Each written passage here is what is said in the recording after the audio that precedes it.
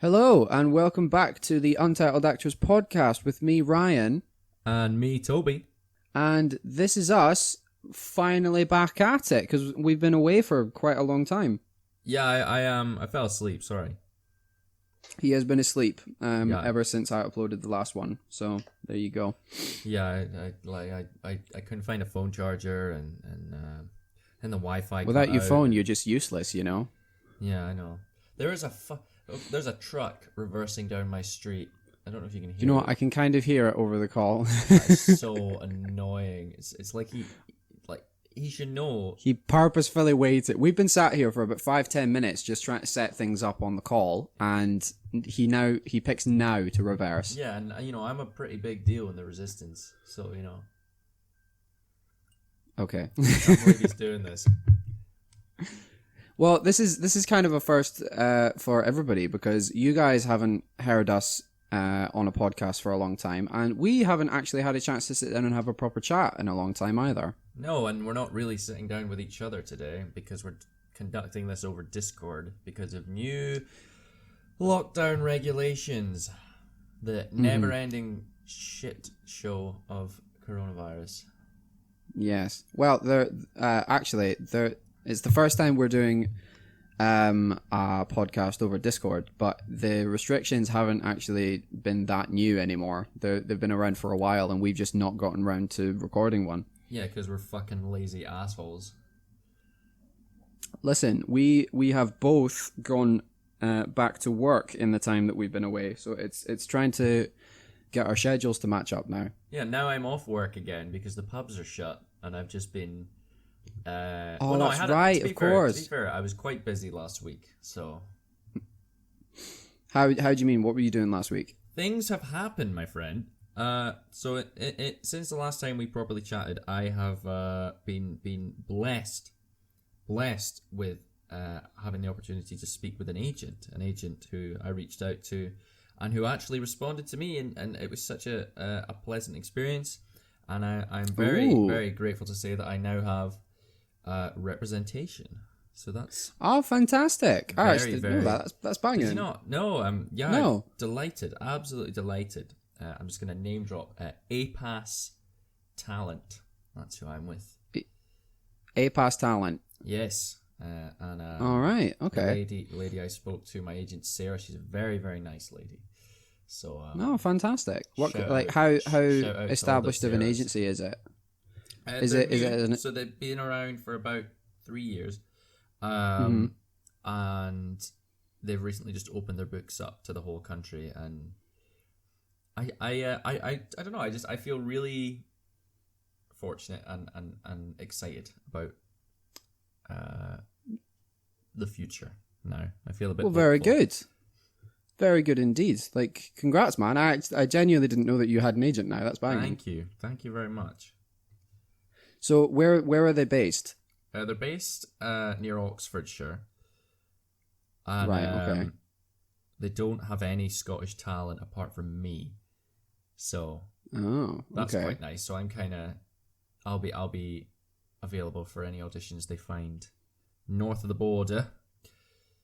Very good. Very good. Last week I was learning a monologue because I wanted to record some new footage, some new showreel footage. So I'd booked a session with F&M Media, which are a company based in Kirkcaldy, and that was great fun. So I got some new headshots done, and I got some showreel done, and I haven't had any of it back yet, but I'm very, very anxious to see it because they're lovely people. They're really, really nice. Very good. If you want to top up to your showreel, I strongly advise you get in touch with them, because they do you get an hour session recording on really decent equipment. Their setup's fantastic, and it cost me 60 quid for the monologue. Oh, that's pretty good, actually. Do they edit it with a bunch of different camera angles and stuff as well? Oh yeah, absolutely. Oh, that's what you want. That is exactly what you want. Yeah, they're real talents. I'm really, really excited to see how it turns out. What was the name of the place again? Was it F&M? F&M Media. F&M Media. Okay, in Kirkcaldy. Right. Have they got like a social media page or a website or something? Yeah, both. Okay, fantastic. I might have a look at it actually because I would. I haven't. strongly urge you to. Yeah, I haven't had a chance to do like any acting work since February. Was that when we? Oh yeah, I guess. Hang on. Was that your? Yeah, that was Road. But the last thing you shot. Yeah. Was with me, was it not? The last thing I shot was with no. I'm trying to think what the last thing I did a student film. I think it was called Alba, and it was with somebody from the screen course at Queen Margaret. Her name was Margarita Mazza, and she was brilliant actually. Margarita Mazza. What a Margarita name. Mazza. I like that name. Yeah, no, she was fab. No, that was quite good actually. That was the last thing I shot, but again, that was well before COVID, so that's that. COVID. Mm-hmm. God, I think I say it every single podcast. I say it, but I'm just so fed up of it. I think everybody feels that sentiment. Yeah. Yeah, it wears you down, doesn't it? It really, really does wear you down. Shout out to all my homies who are missing their homies.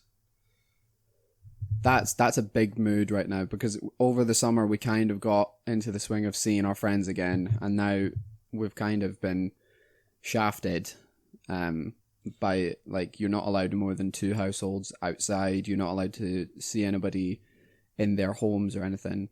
And as of recording, the Central Belt is still under the no pubs with an alcohol license can be open at all, and any pubs and restaurants without an alcohol license need to shut by 6 p.m. unless you're doing deliveries after that.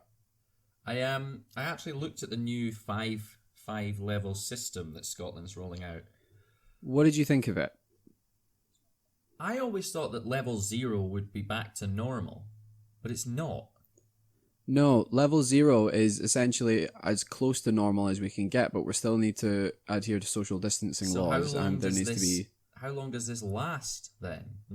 Until there's a vaccine that can be readily available to the public. Well, we don't know a vaccine will work. There's 2 strains of coronavirus at least, and we don't know. God, do you know what?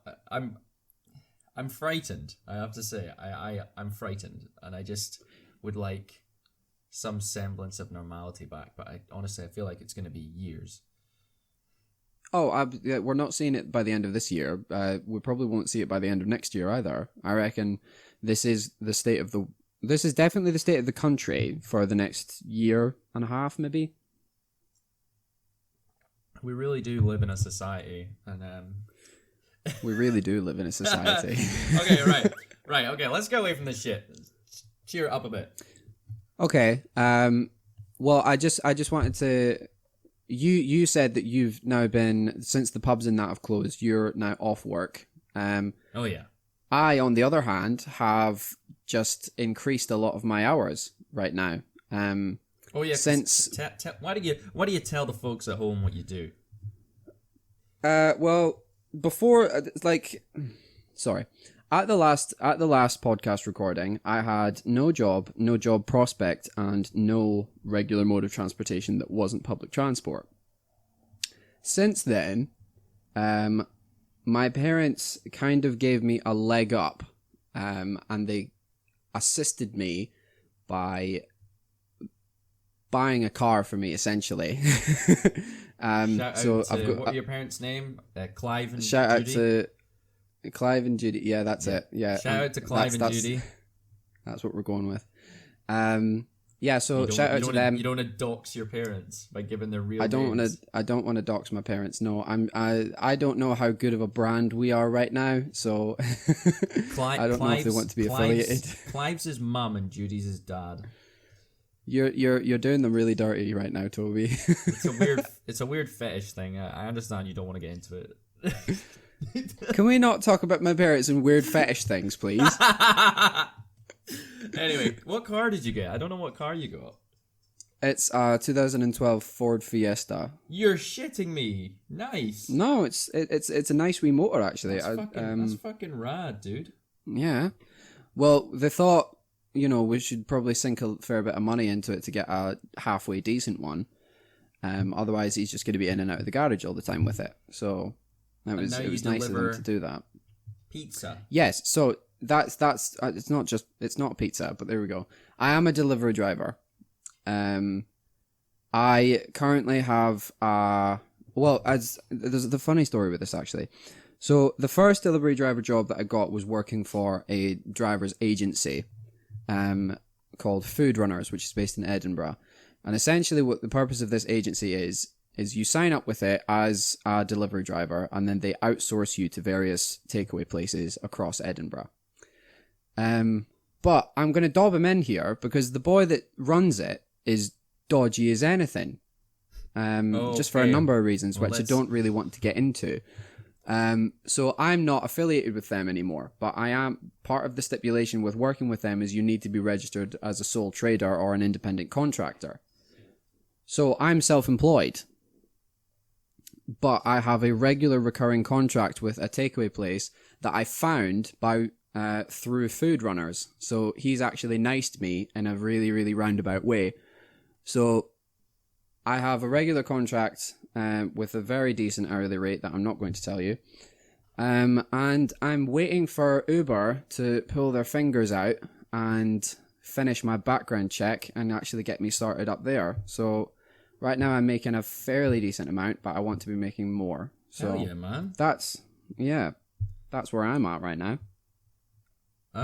Did you have to get insurance, special insurance in your car for that? So on top of I'm fully comp, but on top of that, you do also need to get food delivery insurance, and that's not always available through your insurance provider.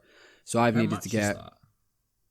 If you don't mind me asking. Well, actually, if you're doing it with Uber, they have a partner app sort of thing. It's a partner company, and you can pay up front for like 30 days at a time, so that you're fully insured for everything. Or they've got like an hourly rate system that you can pay by the hour for food delivery. So you only pay for it when you're actually on shift. Bad. Yeah, so I might look into that because I fucking hate my job. So. Mm-hmm. And one thing we can guarantee is we're always going to need delivery drivers, especially in this pandemic. So. Oh yeah, because Uber will do your shopping now, won't they? Yeah, they will. Uber will do the shopping. You can get orders from the co-op and stuff like that. You should also look into doing Just Eat and Deliveroo and all that. So for anybody that's got a motor and they want to earn a little bit more money, you should think about becoming a delivery driver even in your spare time. Deliveroo, it used to be you had to be 21.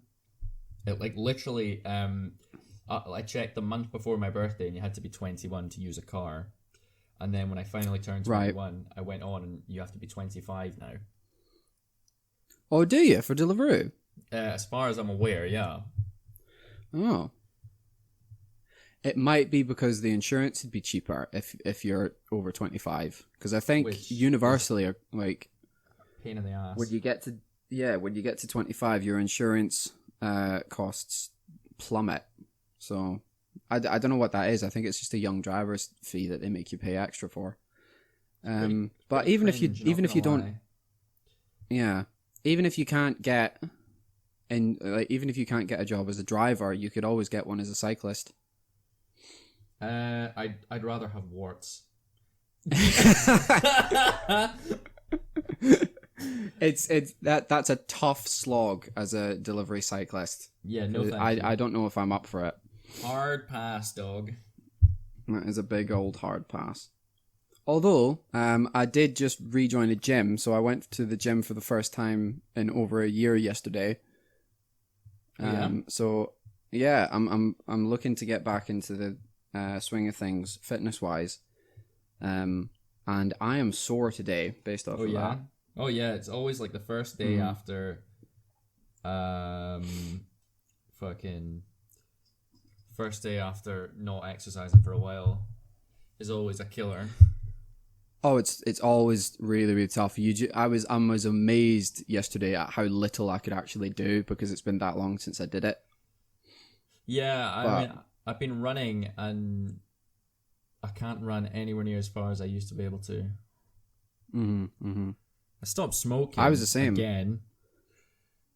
Good. I'm glad you've done that. Yeah. I tried. So how long has it been? How long has it been like since you gave up? Like 2 months, I think. 2 months. Yeah. No, hang on. I was speaking to you 2 months. 2 months ago, Or like a and month you were and a still. half. I don't know. Listen, time is immaterial this year. Every day is the same. Time is it's a little bit immaterial. Yeah, everybody's been shafted. You know what? It feels very dramatic to say, but I'm honestly struggling to remember what it was like before we had to wear masks all the time. I just miss clubbing. I want to go to a club and have a dance. Yeah. Yeah, there's a lot of things I miss actually. Do you think? I was trying to set up a meeting. Not a meeting. I was going to see some pals. I was trying to set that up with I'm going to name drop him. I was going to try and set up with John. You know John McAndrew? John McAndrew. Big shout out to John McAndrew. Love you, Big baby. shout out John McAndrew. Live with you. My third year uni. Sound dude. Yeah. Except lovely dude. Partial to a microwavable frozen spaghetti carbonara, which stank. Frozen? Why is it frozen? I think he froze it and then microwave defrosted it. Oh. Mate, that's no. You buy it and you bung it right in the. No, you buy it, you bung it right in the microwave, and you eat it then and there. You don't waste time with it. I know John listens to this podcast, by the way. He does. He was telling me that he's a big fan of our podcast. He might be our biggest fan. So, well, John, I hope you know that I'm not a fussy person, John, but I can't, like, the only food that I can't stomach is carbonara, and it's partly your fault. No, hang on. No. What do you mean you can't stomach carbonara? I can eat anything, okay? I'm a human garbage can.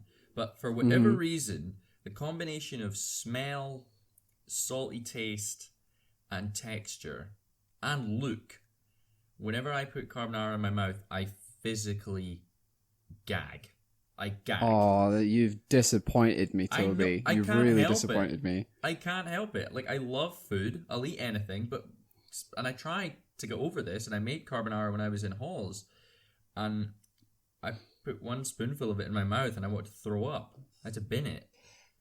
Do you know what? I actually, I'm going to save you here, because I think with some of the jars of carbonara sauce, or if you get like a carbonara ready meal, if you've not home cooked it yourself, there is a high chance that it's gonna smell a little bit like sick. It's fucking awful. And it's because I figured it out because I made a carbonara sauce myself. Ham. It's no. It's the ham and it's the parmesan. The parmesan, parmesan stinks of feet. Yeah, parmesan stinks already, and then you mix it with the cream. If you're making a creamy carbonara, or you mix it with the meat, and it just it doesn't smell all that good when it's cooking. So yeah, thanks, John. Shout out to John. Yeah, shout out, John. You've given me carbonara PTSD. Thank you very much. But the reason I brought up John is because me and him were speaking a few days ago, actually, and we were just trying to meet up. But then we realised, because he also said that his partner, Steph, wanted to see me as well. Stephanie! Big up, Stephanie. Big up, Stephanie. And then we realised we can't... We realised we couldn't do it because that was 3 households. And then we were all a bit gutted and we sacked the whole thing off. That's pretty annoying, isn't it? Yeah. Sorry, that was just to highlight how difficult it is to see your friends. And then we started talking about carbonara. So there you go. So, moving swiftly and briskly on, away from coronavirus. We'll try not to mention it again for the rest of this podcast. Okay. So.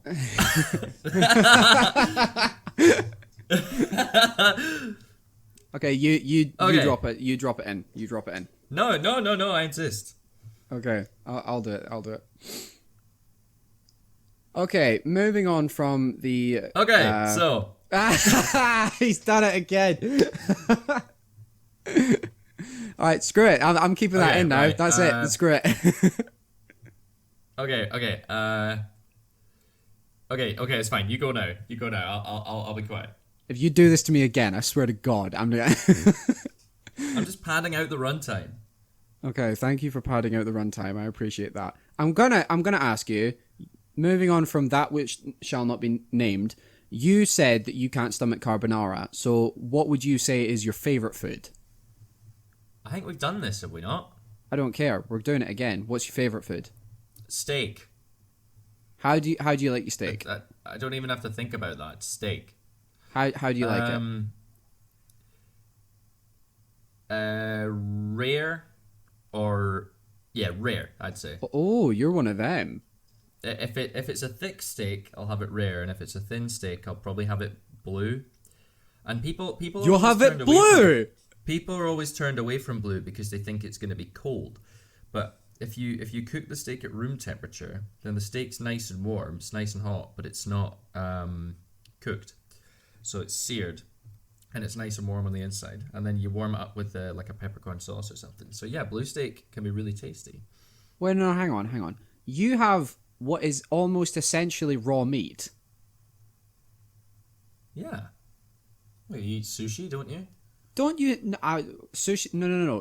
This is a common misconception. Sushi is cooked. Sashimi is raw fish.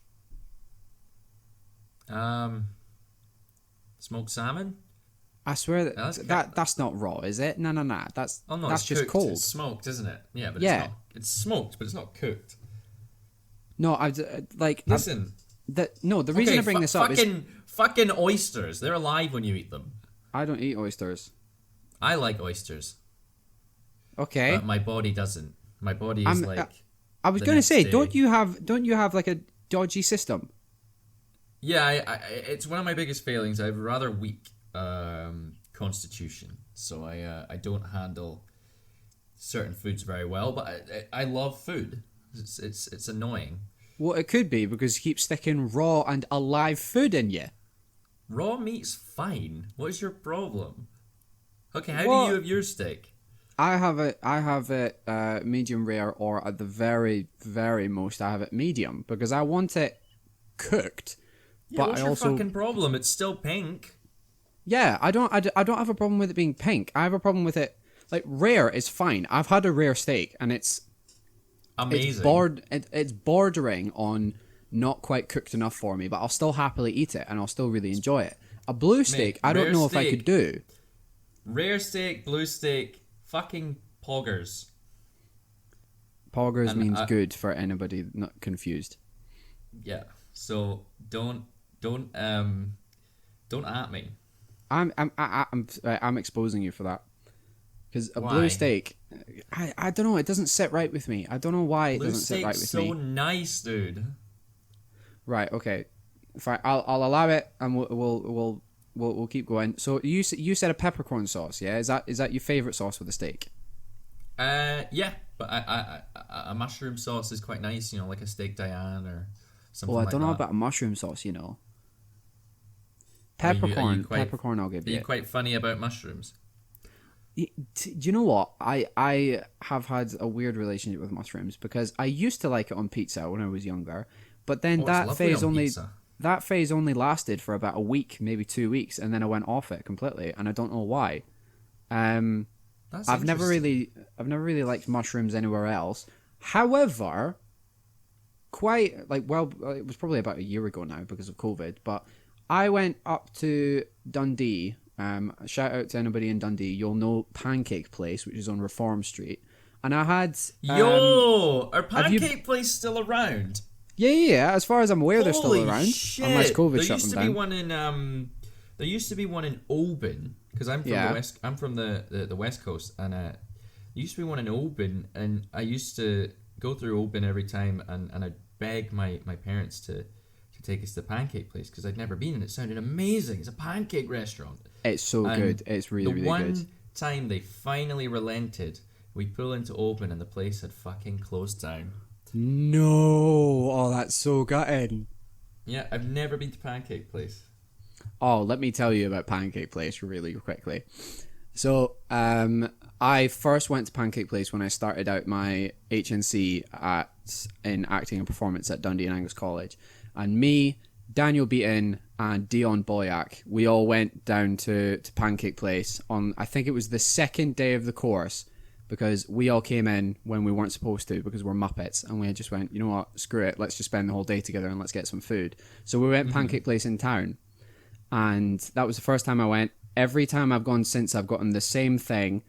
It's a full Scottish breakfast with 3 massive pancakes on the side. It comes with maple syrup, there's bacon, there's sausage, there's beans, there's toast. You can get fried mushrooms and a big fried tomato with it. Oh, I'm it's looking at pictures of it banging. right now.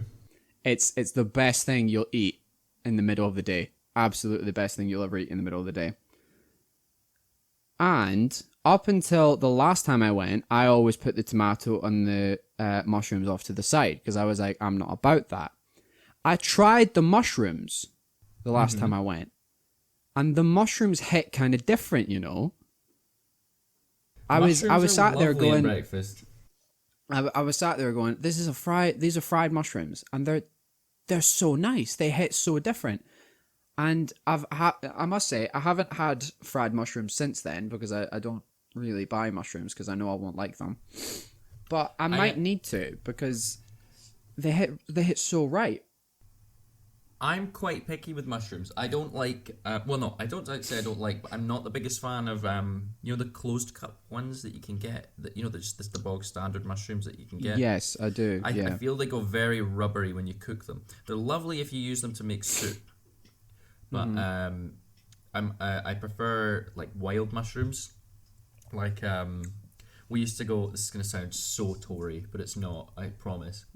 We used to go into the woods in the Highlands and forage for chanterelle mushrooms. You used to pick your own mushrooms. Yeah, chanterelles, and you'd have them. Chanterelle mushroom. I really don't know the different make of mushroom. They're this beautiful kind of orangey yellow color all over, and you fry them and have them on toast, and they're lovely.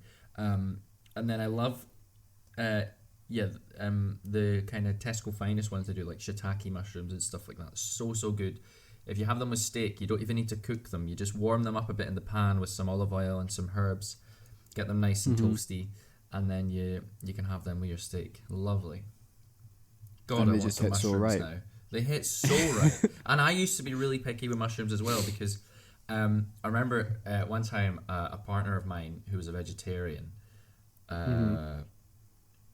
they wanted to cook for me. And I was like, oh, fuck it. Yeah, I'm open to vegetarian food. I don't care. And they gave me one of those big mushrooms, a stuffed mushroom. They made a stuffed mushroom and they cooked it. And it was full of cheese, and I was like, oh, hell yes, cheese and mushroom, it'll be fine. And I cut into it, and all this black liquid just came running out of this mushroom. And I was like, oh my God, I don't know if I can eat this. I ate it, but it was, they might listen to this. Probably not. It was an experience, that's what I'll say. I enjoyed the main. I enjoyed the main much more. Okay. So you've been quite diplomatic with that right there. For content, can you tell me what you actually thought of it? No, I won't do that on this occasion. Off camera, would you tell me? Oh yeah. No, that's doing a disservice. It was a very, very sweet gesture, and it's always lovely to be cooked for. And I'm very grateful. Do you still do you have an amicable relationship with this ex? No, we don't speak, but that's fine. Oh, okay. You never know who's listening. You just don't want to hurt anybody's feelings. Okay. No, of course not. I never want to hurt anyone's feelings. That's true. Horrible. Actually, you are quite good. You don't want to upset anybody, but you're also not. You're not too. I'm trying to think of how to say it. You don't really care what you say. Sometimes I put my foot in my mouth. Yes, you do. You absolutely sometimes put your foot in your mouth. I'm never out there to offend anyone, but I will say what I think. Yeah. But that doesn't mean that, like, to have an opinion is to risk being offensive, as Jordan Peterson once said. Bless that guy, he's an idiot for the most Jordan part. Peterson. Yeah, I don't know if I know him. He's gone a bit downhill. But what is he, a stand-up or is he? No, he's a Canadian kind of along the same vein as Ben Shapiro, kind of activist. Oh, okay. So freedom Ben of speech activist. Ben Shapiro is a political. What is he? He's a political provocateur. Is that his official job title? But Jordan Peterson is a much more civil and well-spoken man. But he, in recent years, has had some very, very shit takes. But the one I always take away is to have an opinion is to risk being offensive, and I like that. It's a nice saying, and I think he's right. Okay. But yeah, I'm never. Just because I'll say what I want, just because I think I can say what I want doesn't mean that I will, because No. I never ever want to upset anyone or ostracize anyone or make anyone uncomfortable. And no, sometimes I do stick my foot in my mouth and I work very hard to. You have gotten better, actually. You have really good, like, over the couple of years that I've known you, even in that short space of time, you have gotten better at watching what you say. Better at reading the room. Yeah, much better at reading the room. Well, thank you very much. That's high praise indeed. Yeah. You're kind of... I like you because you stick to your guns.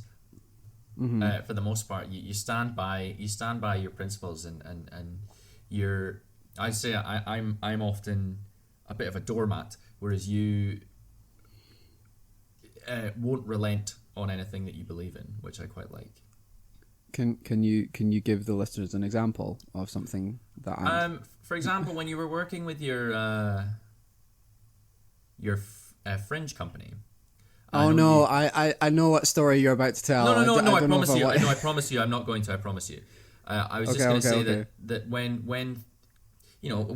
working with other creatives, things can often become quite fractious, and I think it's always important when you and you in that situation did when you hold such a strong belief. You stood by it regardless of the opposition, and I like that. And I think you fight to make sure your voice is heard, as well as other people's, which I like. I respect you a lot for that. Okay. Don't worry, I wasn't gonna fucking open that whole thing. I do, no. Like you said, I'm good at reading the room. Jesus Christ. Even a virtual chat room. Maybe 3 years ago I'd have fucking open that shit up for the world to see, but no, not now.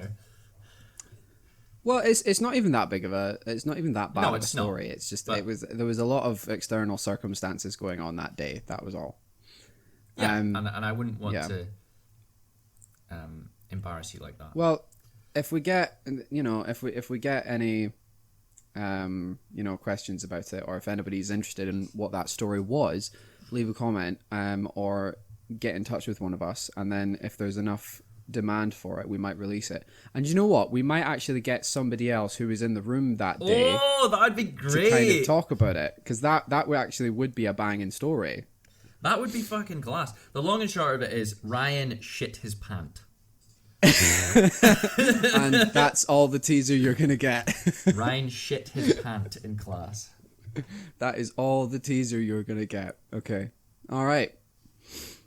Well, actually, there's something that we could quickly talk about. I have actually been thinking about the possibility of getting guests from our friend circle onto the podcast to kind of add to the conversation. What's your opinions on that? Sorry, friends? Yeah. The fuck are you talking about? Well, they're my friends. You just know them. I don't have any friends. That's what I'm saying. Yeah, absolutely. No. Who were you thinking? Well, Big John McAndrew was one of them. Big John McAndrew, as he expressed interest. We could have the carbonara debate. We could have the carbonara debate. Actually, Could have a whole tribunal. You lot could have a conversation about what it was like living together, because that's something that me and you could never talk about because we've never lived together. We have some stories. We had a wonderful week. Oh my god, yeah, we have some stories. Jesus. Our flatmate was a delight. Well, I think... Oh, no. Sorry. Sorry. When you said flatmate, my mind immediately jumped to John's latest flatmate, which was another guest that I wanted on, which was Matthew Boyle. Hell yeah. Big up a Boiler. I think he would absolutely love to come on and just shoot the shit. Matthew Boyle, he's been doing amazing lately. Have you seen?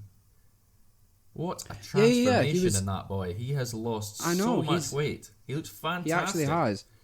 So, for anybody listening, Matthew Boyle, over the entire lockdown period, so even when it started well back in March and April time, has kind of been going on like a fitness journey. So he's been doing some bad boy runs. Like if you've seen him on Instagram or Twitter or Facebook or anything, he's looking in fantastic shape. He's been running every single day. Yeah, he's had a mad glow up, actually.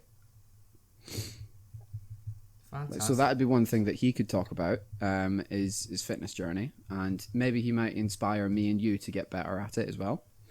You know, I go through phases where I'm certainly, I've got the eating under control, most definitely, because I used to gorge myself, and you know, I dieted at the start of lockdown. I dieted for a good 3 months, and I lost 2 stone. Yeah, you did, which I was very happy. You did, because it was you were looking in fantastic shape.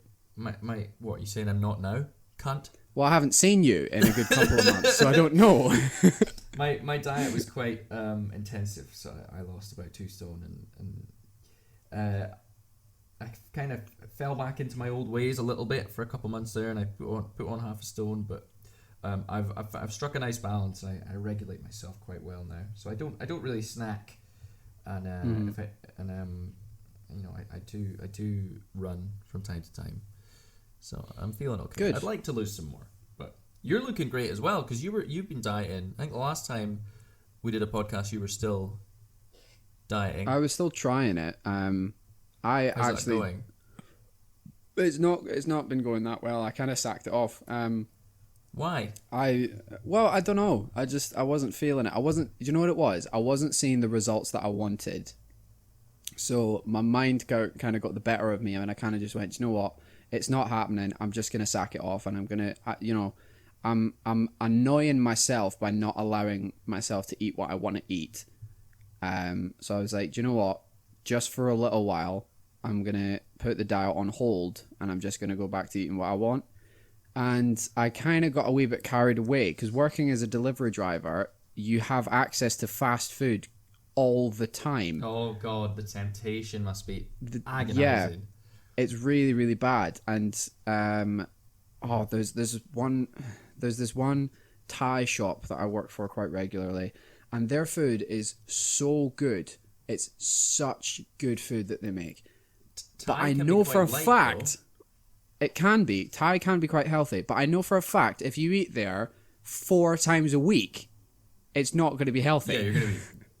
Yeah, you're going to be fat. Yeah, I am going to put on a lot of weight. And to be honest, I think right now I'm the heaviest I've ever been. You're shitting me, really?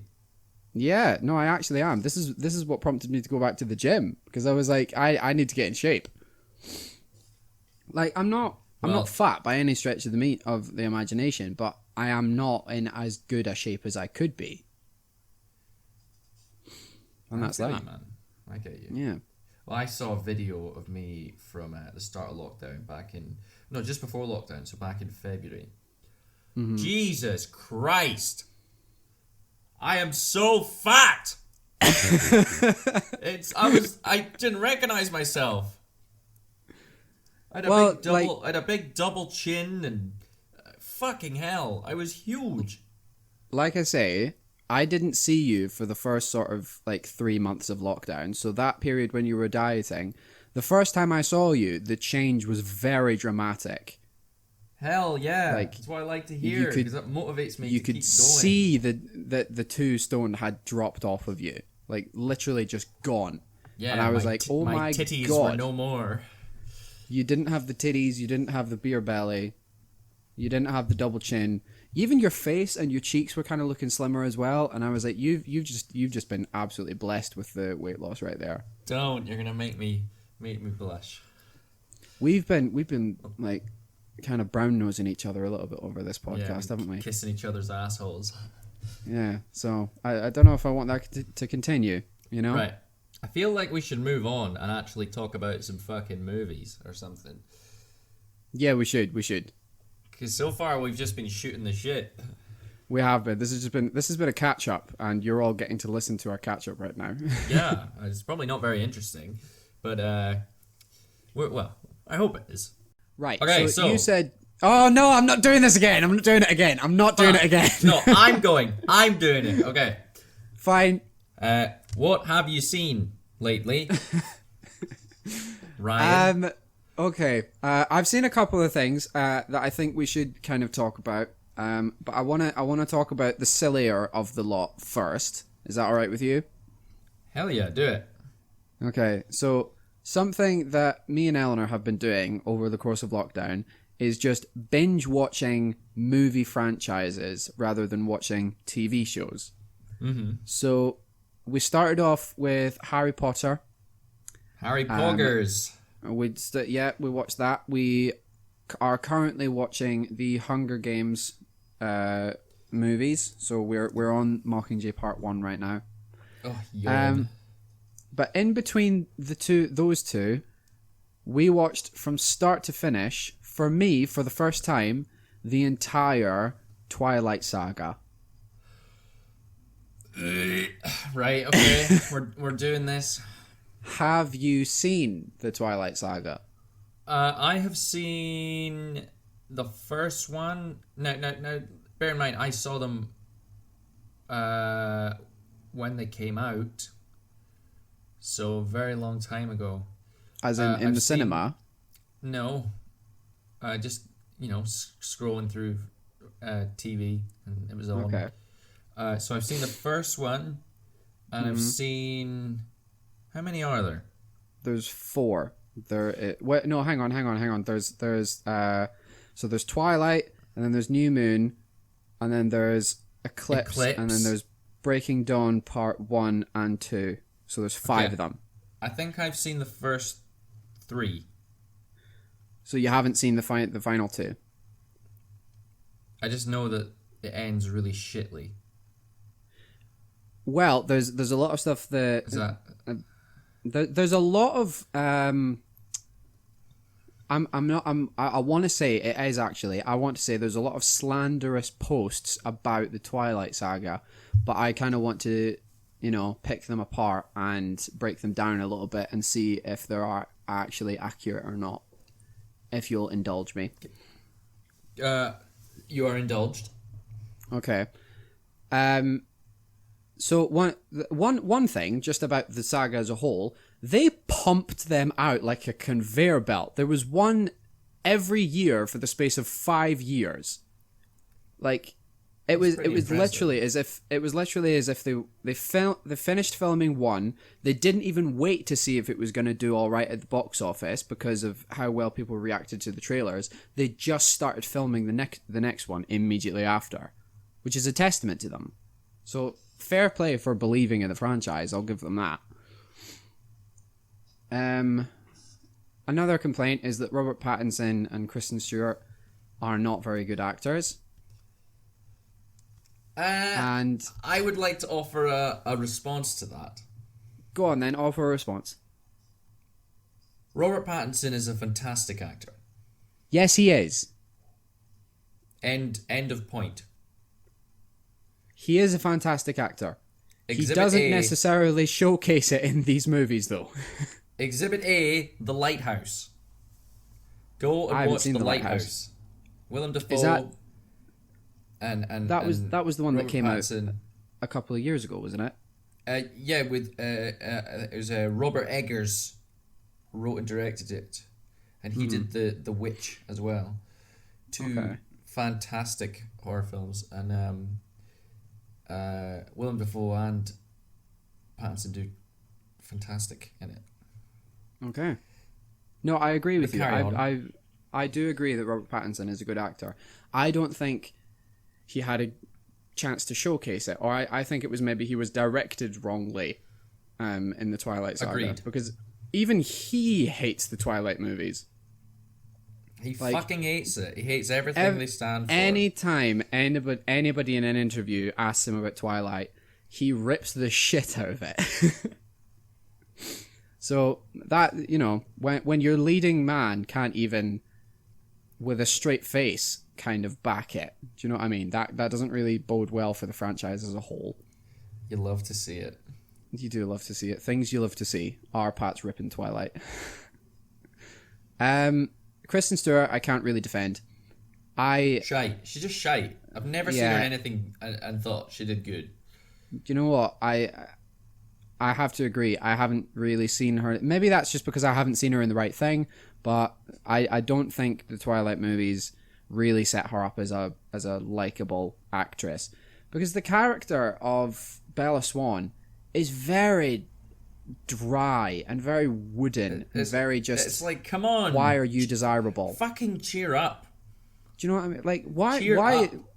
She's the protagonist of the entire thing, and I didn't like her. I didn't like it. Not even as an actor standpoint. I just didn't like her as a character. I thought, why are you desirable to these two boys? Do you know what I mean? Why are people willing to die for you? I'm like, what's that? What's that? What's going on? Right. So there's that. They did do a change of directors between. So I think the first three might have been directed by the same person. And then Breaking Dawn Part 1 and 2 were directed by a different director. So there was a style change in between those ones. And you could kind of see it, just even with the cinematography and the way the characters were presented. Not even, like, from an artistic standpoint, just the way that they looked, they were different. Do you know what I mean? Mm-hmm. So I think they maybe injected a little bit of life into it at that point, because it was getting a little bit samey. You know, like how they did with Harry Potter. They gave the reins to, David Yates for the final 4 movies. Yeah, they've had. Yeah, Twilight Saga's had 3 directors. Has it? Yeah, 4. Sorry. So the first one 4? was directed by Catherine Hardwicke. Second one by Chris Weitz. And third was David Slade, and the 4th and 5th was Bill Condon. Right, okay. Jesus Christ, Bill Condon is 87 years old. What the hell is he doing directing vampire movies? Well, that was like 8 years ago. Was it? Yeah. 2011. Oh my god. It was 9 years ago. It was 9 years ago. Well, fair dues. I didn't realize that the first 3 movies had 3 separate directors. They all felt kind of similar. So fair dues for keeping the artistic style the same way. I think one of the biggest complaints about the final movie. Now, if you haven't seen it and you want to see it, maybe click off now and go and watch it, because I'm about to spoil it. In the final movie, there is a giant battle between a group of vampires and werewolves and another group of vampires called the Volturi. Can I spoil it? Why do you want to say? I'm in mid flow right now. Why are you jumping in? Oh, sorry.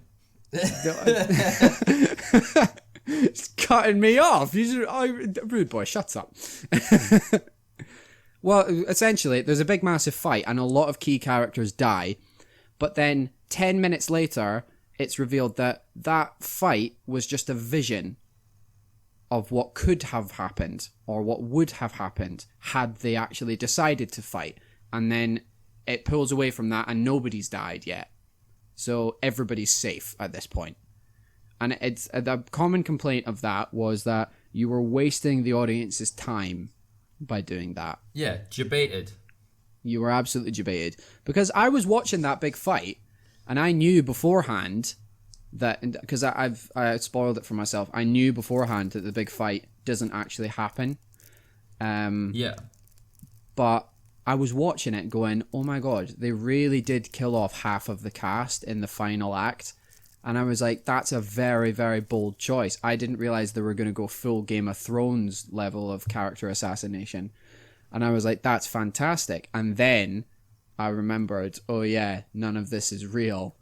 And you really have just fully mugged the audience off, because that's what people were annoyed at. They were like, we've invested all this time. We thought we were getting a great finale. And then it just goes, nah, everybody's fine. Yeah, it's pretty fucking stupid. You were gonna. Was that what you were gonna say when you were gonna spoil it? Is that what you were gonna say? I just know. I haven't even seen it, but right. I just know of it because it's so maligned on the internet. Yeah. Actually, this was a specific one to Eleanor, my girlfriend Eleanor. She didn't like Michael Sheen in the Twilight Saga at all. And fucking hell, Michael Sheen's in those movies. Why did you not like? I forgot. What the fuck? Yeah, he's the leader of the Volturi. Oh, Michael Sheen. Which bang it.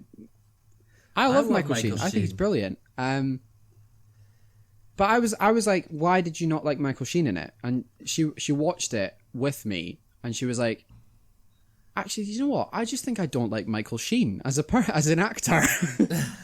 And I was like, what? Because she said she didn't really like him in Twilight. She didn't really like him in Good Omens with the Lieutenant. And then we watched that thing that those two did over lockdown. Have you seen it? It's called Staged. It's on Netflix now. Staged. It was... No, I've not seen it, but it's David Tennant and Michael Sheen, yeah. Judi Dench is in it. Yeah, that's a reveal at the end. Oh. Yeah, but they've got a bunch of famous actors as like guest stars in it, and it was set up. They did everything over Skype or Zoom or whatever it was, and that was how the thing was performed. And it's very good, actually. It's worth watching because it'll just, it's just good. It's like a slice of life type thing, but they've incorporated a story into it. His War of the Worlds radio drama is fucking phenomenal. Who, Michael Sheen's? Oh yeah, it's amazing. I haven't actually heard it. It's fantastic. Really, really, really good. Wait, hang on. Is it him telling the story of War of the Worlds, or is it him doing that classic sort of broadcast about aliens invading? And it was a hoax. It's the book meets the musical. So it's got all the music. It's got all the music of the musical, but none of the lyrics. None of the vocals. And it's him reading the story. It's him him narrating as the character, and then also speaking to other characters as the character. Oh, okay. It's fantastic. Really, really good. I do like him. Taron Egerton's in it as well. Love him. He's brilliant. Yeah, it's very good. I'll need to go and give that a watch, actually. Okay, yeah. So that was me talking about Twilight for a little bit. That's one of the things that I watched. Have you seen anything in particular? Yeah, I watched a film by the guy who made Eternal Sunshine of the Spotless Mind called I'm Thinking of Ending Things. And it stars Jesse Plemons, who's like, Pound World Matt Damon. And you've done him dirty there. Okay, who's the girl? Oh, that's gonna annoy me. Jessie Buckley. And it's basically and David Thewlis and Toni Collette are in it as well, and they're just phenomenal. Oh, I love David Thewlis. Do you like Toni Collette? I can't picture him. Hereditary. So the lady, the mum. Oh no! I didn't watch Hereditary. It looked horrible. Horrible. Well, scary. I don't like scary stuff. She gives the performance of her career in that. She's just unbelievable. Anyway, I'm thinking of ending things. It's basically about a woman who has been seeing this guy for like a couple weeks, and they're driving on their way to visit his parents for the first time, and she's basically not sure she wants to see him anymore. All right, okay. Things start becoming weird, and not everything is as it seems, and it keeps like cutting away to just this old man who's a janitor at a high school, and you need to figure out who he is and what it's all about. And it's a dreadfully sad film. Mm-hmm. And I must admit that by the time the curtain fell, I was left a little confused. But once I'd done a bit of research and read about some of the symbolism and what a lot of it was meant to mean, I understood it, and it's a very, very interesting film, and I quite enjoyed it. Have you just watched it the once? Yes, I reckon if I watched it a second time, I'd have it down pretty quickly. Okay. But I strongly recommend it. It's on Netflix. It's very good. Would you say that it's one of those films that you need to watch more than once to get, or do you think that somebody could, in theory, get it the first time around? I would watch it more than once, most definitely. Okay. I quite enjoyed it though. I really, really enjoyed it. What was it called again? I'm thinking of ending things. I'm thinking of ending things. Okay. Is it a Netflix film, or is it just a film that's on Netflix? It's a Netflix film. Right, okay. Because Netflix films are kind of a little bit hit and miss. Do you know what I mean?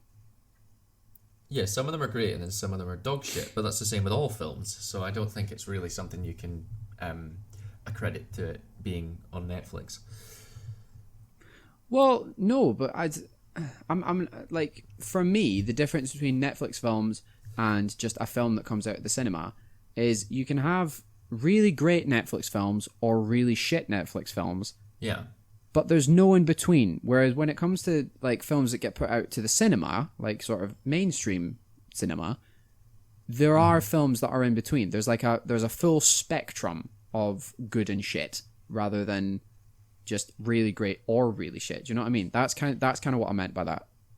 See, I'm trying to rebuke your argument by thinking of a film I've seen on Netflix that I thought was just fine, but I can't. I think you're right. They're either just dog shit or they're actually pretty decent. Yeah. So I'm gonna chart that up as a win for Ryan.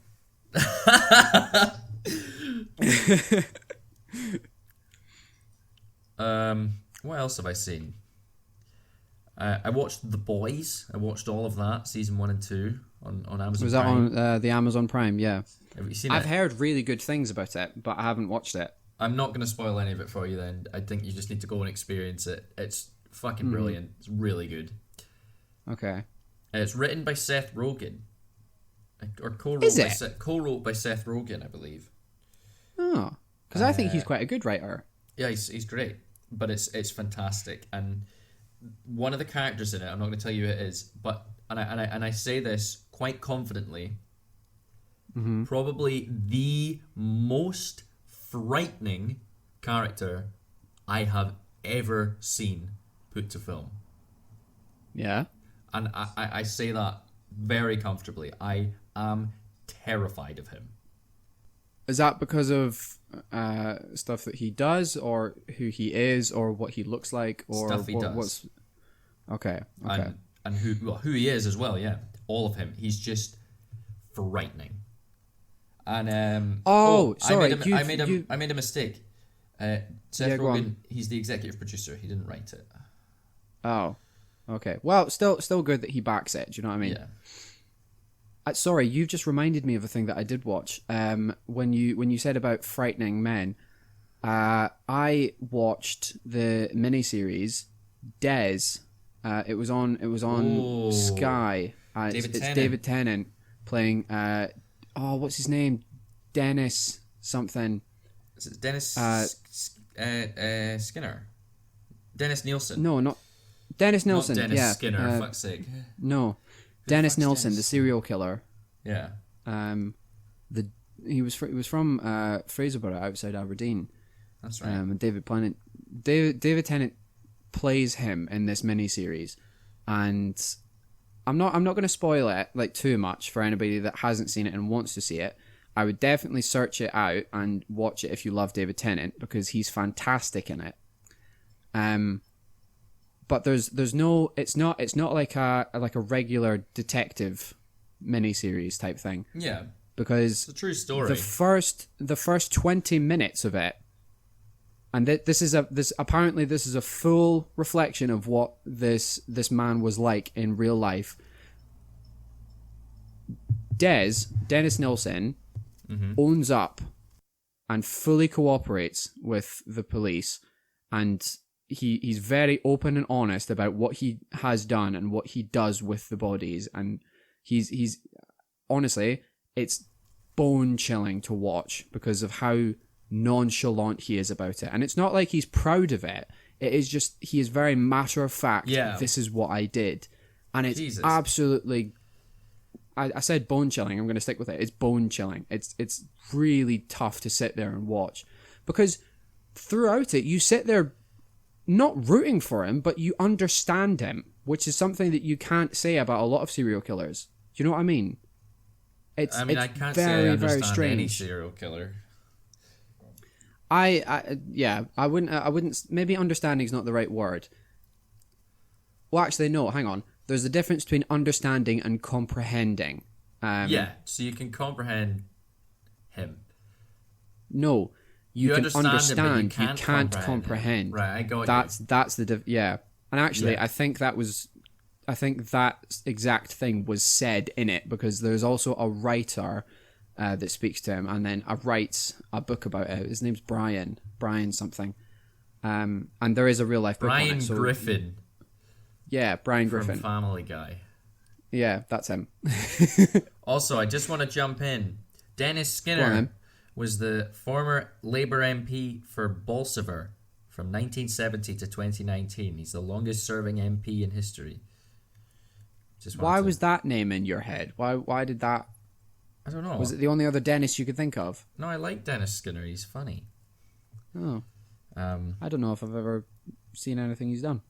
Oh, you should watch some of the shit of him in Parliament. It's hilarious. Oh, okay. Anyway. Fair enough. But yeah, Dennis Nilsson. Dennis Skinner, MP, Dennis Nilsson, serial killer.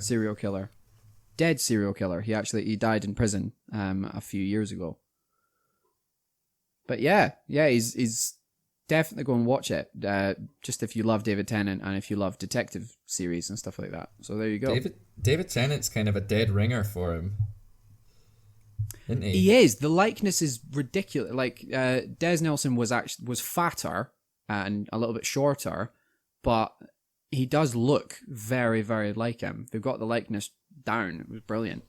Yeah, but I can't help because David plays a lot of evil characters lately, and I look at him and I'm like, that's Doctor Who. Please, Doctor Who, why are you killing people?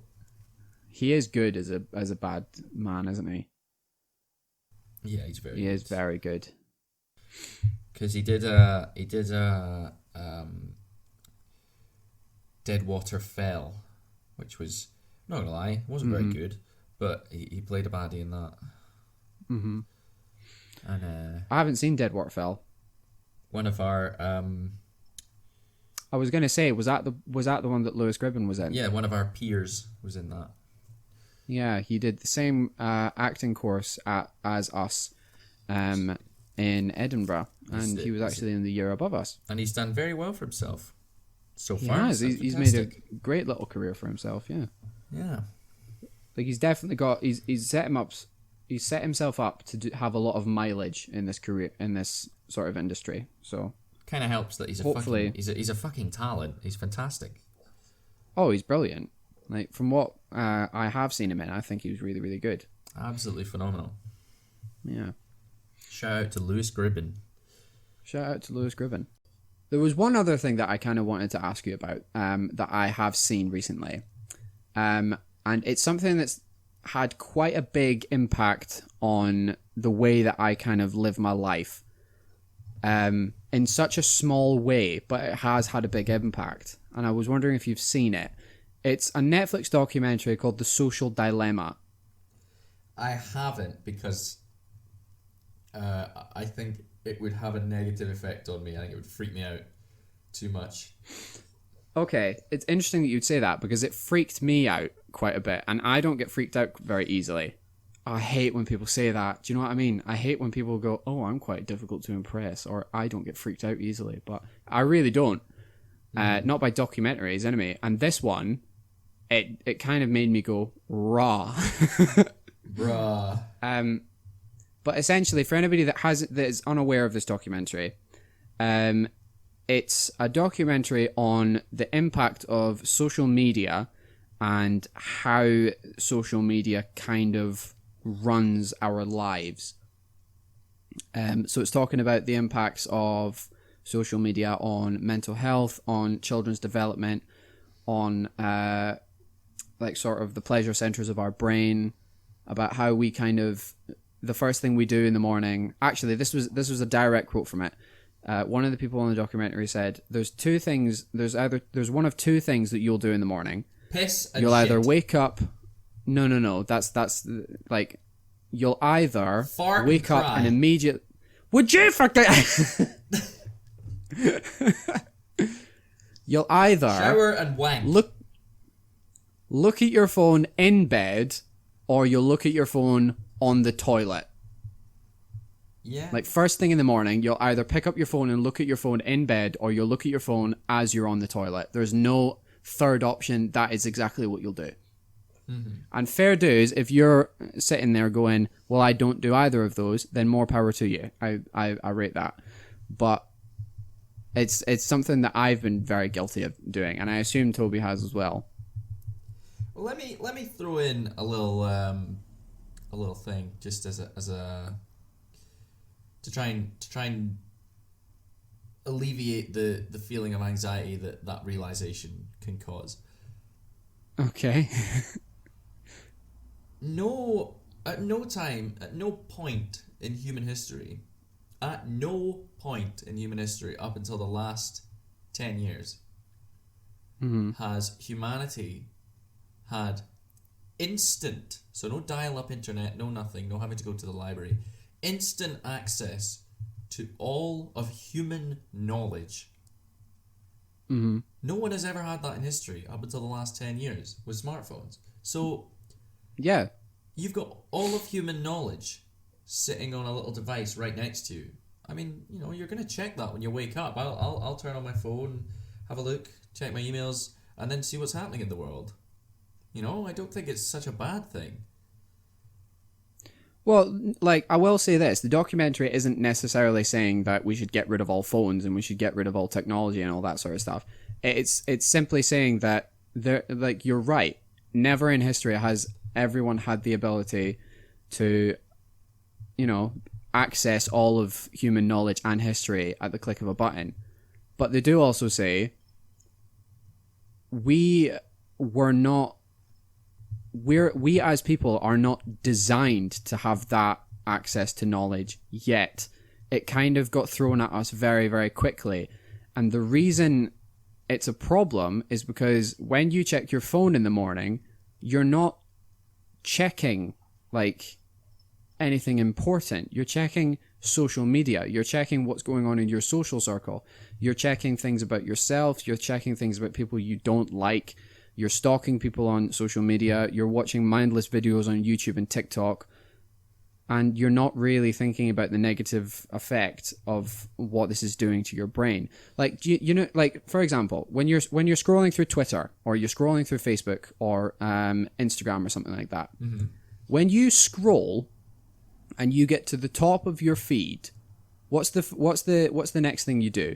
You pull it down to get that little refresh icon to see if anything new has been updated.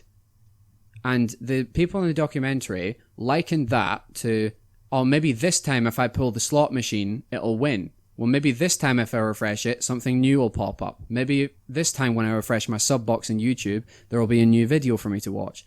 And it's kind of like that sort of serotonin or dopamine kick that kind of comes in when something new pops up and you're like, oh, it worked. Do you know what I mean? So that's one of the parallels that they kind of drew. So it's like you're constantly gambling with yourself that there's going to be new data there. You've gone very quiet, Toby. I don't like this. Right, that's all I'm going to say on it. But I will say, after watching this, the first thing that I did was I went onto my screen time on my phone and I checked how much of my day was spent looking at my phone on social media or YouTube or something like that. Mm-hmm.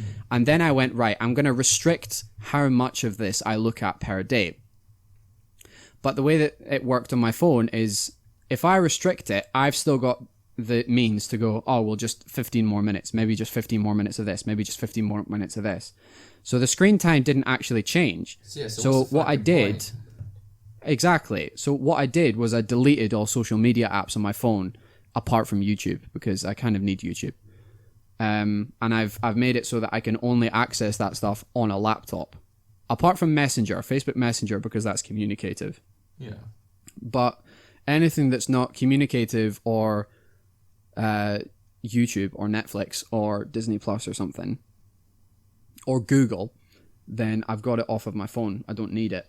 And to be honest, it has actually drastically reduced how much I look at my phone. So, I mean, all power to you. That's all I'm saying. I'm just saying that's the impact that it had on me. So if it sounds interesting to you, or if it sounds something that you want to know more about, look up The Social Dilemma on Netflix. It's maybe about an hour long, maybe an hour and a half, and it's brilliant, honestly. Just watching it is entertaining in itself. Do you know what I mean? Here's an interesting fact about your phone. Go on then. Do you know what weighs more the more stuff you have on it? Are you sure? God's truth. Genuinely? Yeah. What do you mean stuff? Do you mean like software? No, like pictures and apps and stuff. It weighs more. It legitimately weighs more? Yeah. How does that work? Because your flash, like your USB flash drive and your laptop doesn't weigh more the more stuff you have on it. Yeah, it does. No, it doesn't. It does. Wait, hang on. When you say weighs more, yeah, how much weight is gained per picture on your phone? It's an imperceptible amount, obviously, but the fact is the weight changes the more stuff is on your phone.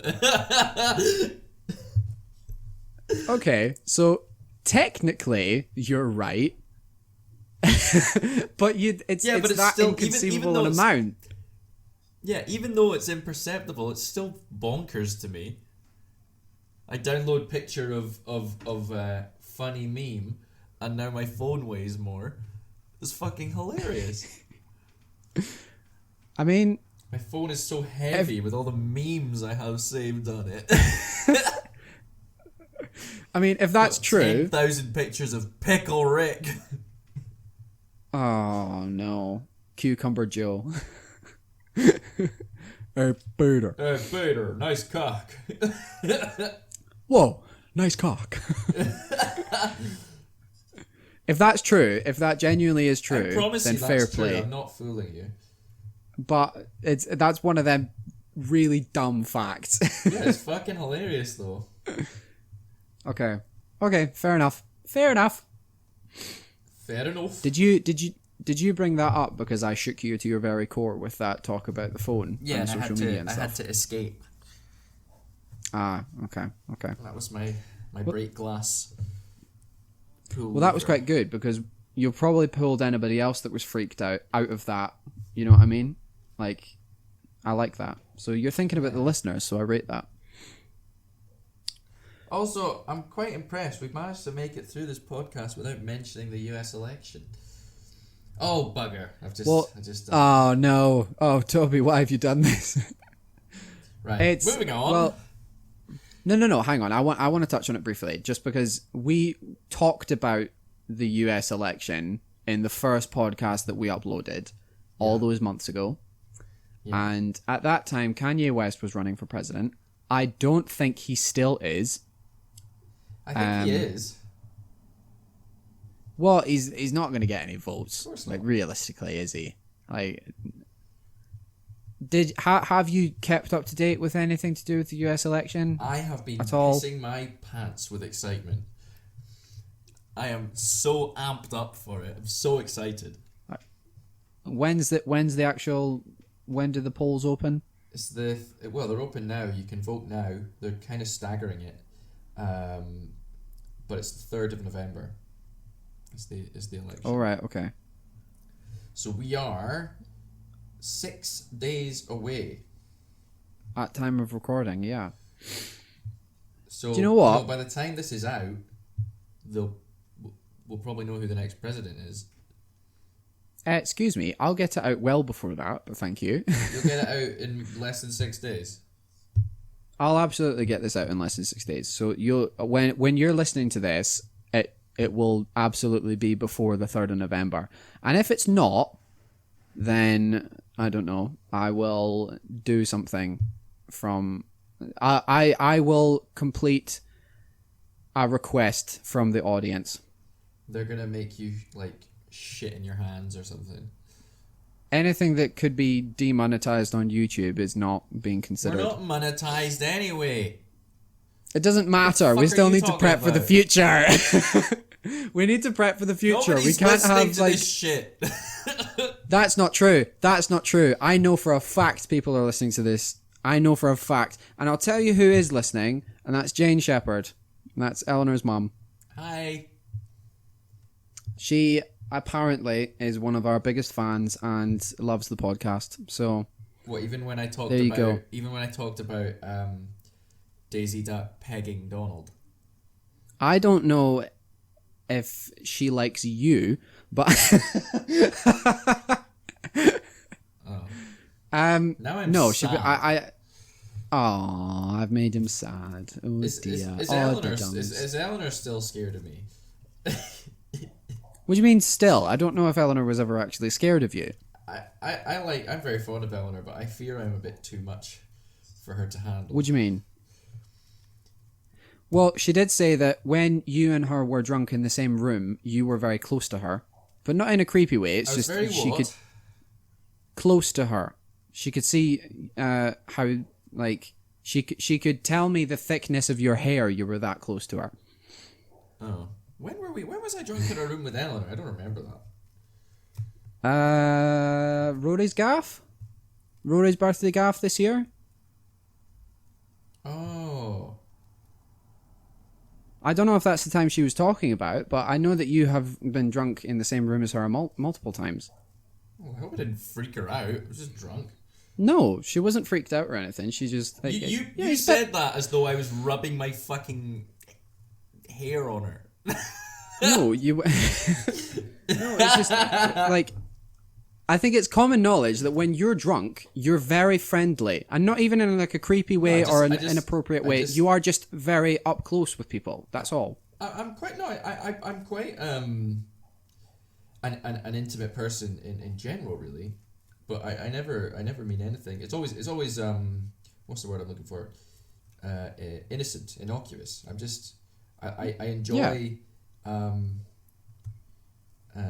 it's how I show my affection to people, you know, a handshake, a hug, stuff like that, you know? Yeah.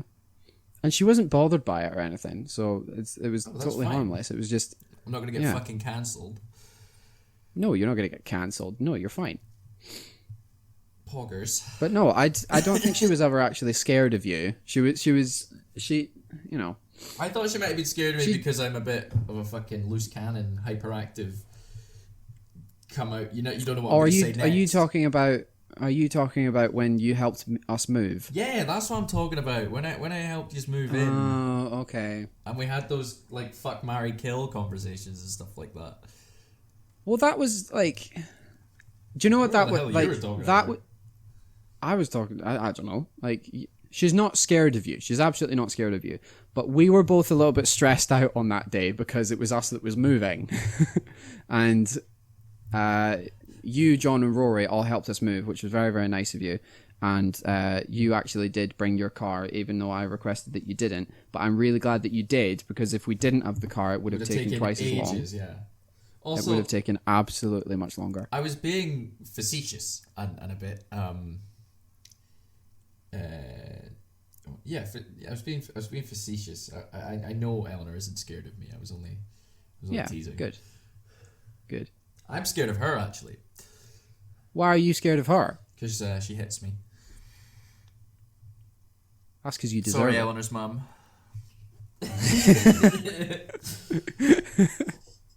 So there you go. Yeah. Have you got anything else interesting that happened since I last saw you? God, I'm trying to think. Yeah. I don't really. I'll tell you what. I don't really go out. No, nobody goes out anymore. What do you think this is? Yeah. I got a gaming headset. Finally! So we don't have to use fucking Discord when we're playing.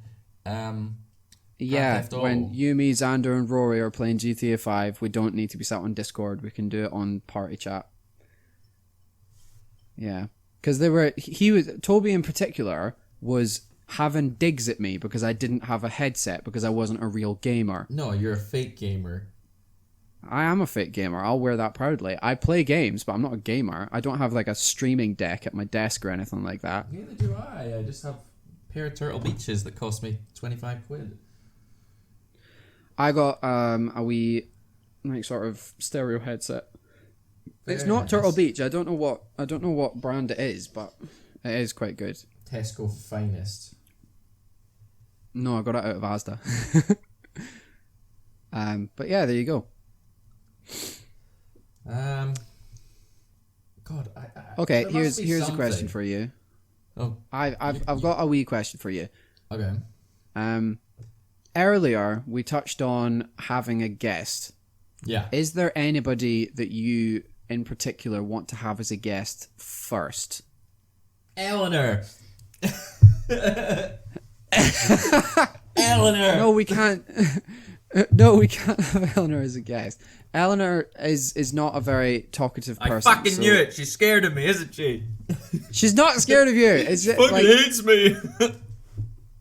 When me and Toby are playing GTA with the boys, Eleanor likes to listen into the chat because I must say we are some of the funniest people to listen to in the world. Oh well, very humble as well. We're the most humble. But she likes to listen in, but she doesn't really know what to contribute because she's not a fuckhead like we are. Yeah, Eleanor is remarkably sensible. Well, no, yeah, I'll give her that. So, my girlfriend aside, do you have a guest? Like in all seriousness, Eleanor's mum. You want to get on first? No, stop. Like if you give out one more bad answer, I'm taking this question away and I'm editing it out. Oh, okay. John would be great fun. It'd be good to catch up with John and tell many anecdotes about our times living together, and also it'd be great to have Rory on. Because Rory would be mental. Rory's just hilarious. So Rory is, yeah. And he has the setup for it as well. So he does have the setup actually. That could be a shout. If you think that me and Toby are a little bit ridiculous sometimes, just wait until Rory joins in. Oh yeah, Rory's fantastic. Rory today sent me a fortnight calendar as a present. Yeah. And he also sent Xander, my best mate, and my flatmate, a shit with eyes. With eyes. Oh, do you know what? Yeah. I completely forgot until right now actually when you reminded me of the gift that he sent you. He sent me a gift a few days ago as well. Oh yeah? He sent me a book, as it turns out. And it's a picture book, so there's no words in it apart from on the title page. The title of the book is Pictures That You Should Not Masturbate To. Right. What are the pictures? Actually, hang on. Just vamp for a little bit. I'm going to go and get the book and I'm going to describe them to you. Okay, vamping. So I have this cactus on my desk, and I'm not going to lie, I can't remember the last time I watered it, and yeah, it's ow! I've just I touched it. I like it very much, but I don't look after it. I think I'd be terrible if I had a child or a hamster or a dog. I'd forget to water it. I wonder what cactus tastes like. Is it like aloe vera but spikier? I don't know. Oh, I think Ryan's back. Hey Ryan. I am back. Me and Hello. the gang were just talking about my cactus. Oh, you got cactuses? I didn't know you had them. No, I have one and I don't water it. Oh, very good. Okay, sorry, I was wrong. It's images you should not masturbate to. That's the name of it. And the cover is a naked man in a frozen lake with an axe, but he's an elderly man. Oh, And there you go. do you see his ass or his willy? I see. I can see his ass. I can't see the front side of him. Well, But he's swinging an axe. Open it up. I want to see hear about some more. Okay. The first one I think is some hanging pickles. The next picture is some pink rubber gloves like marigolds, but they're pink. And then opposite that is a jelly donut with a bite taken out of it. And then you've got a statue who is holding a scroll or a staff, but in a very suggestive position. And then what looks like a coral reef underwater. And then you've got a gutter with a very suggestive pipe. And then you've got a toilet seat. No, sorry, it's a bedpan. Sounds to me that this book is kind of hit and miss with the pictures. Well, they're hit and miss in the way that you absolutely should not masturbate to any of these, but they're all very suggestive. They all look quite similar to anatomy parts, like the penis, or the other one, the vagina. Actually, there is one that's just somebody's hairline. Why is that? Oh, well. Oh, hang on. There's a binary code as well. There's ones and zeros. I think we should let you get off to enjoy your book. And, excuse me, I don't look at this book. This is images that should not be masturbated to. Thank you very much. Well, I don't. Thank you. Listen, pick up your phone. I Google big boob, get 10 million results. Okay.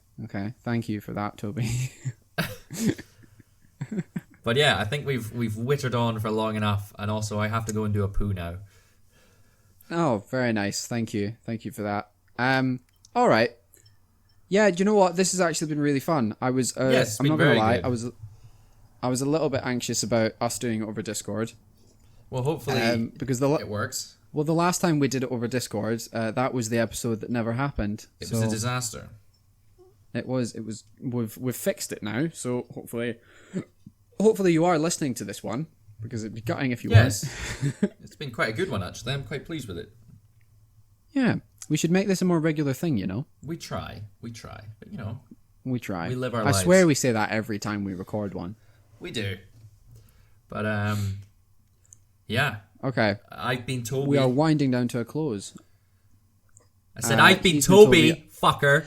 I've been Ryan. Thank you. He's been Ryan, and we'll see you in the next one. And he's been Toby, and we will see you in the next one. Thank you very much.